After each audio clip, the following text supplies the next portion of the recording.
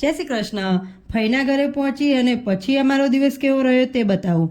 અહીંયા ગ્રહ શાંતિ ચાલતી હતી તો અમે ત્યાં બેસી ગયા અને પછી લાડવો લેવાનો બાકી હતો તો અમે લાડવો લેવાની વિધિ પૂરી કરી અને જમવા આવી ગયા હતા. પણ જમવાનો વિડીયો પ્રિયંકા જોડે લેવડાવ્યો હતો અને તેમના જોડે તે હું લેવાનું જ ભૂલી ગઈ બોલો.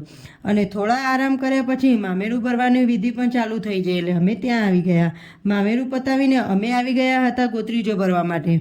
જેમ ગામ બદલાય તેમ રિવાજ પણ બદલાતા હોય છે. મારા પિયરમાં ગોત્રીજો ભરવાની વિધિ નથી હોતી. લગ્નમાં સૌથી વધારે મજા આવતી હોય ને તો ફટાણા સાંભળવાની. વિધિ બધી પતી ગઈ હતી એટલે અમે છોકરાઓને લઈ અને મંદિરમાં આવી ગયા હતા. થોડી ભૂખ લાગી હતી એટલે આદિત્યને થોડા ફોલાવી અને પડીકા લેવા મોકલ્યા અને તે લઈ આવ્યા પણ ખરા. આમ તો આદિત્ય મને પડીકા ખાવા નથી દેતા. પછી પેટ પૂજા કરીને મસ્ત એવા ફોટા પાડી લીધા. અને સૌથી વધારે ફોટા પાડવાનો જો શોખ હોય ને કોઈને તો મારી આ ઢીંગલીને ફોન હાથમાં લો કે પોઝ આપવા લાગે. ચલો હજી તો લગ્ન બાકી છે, હવે એ જોઈશું નેક્સ્ટ વિડીયોમાં.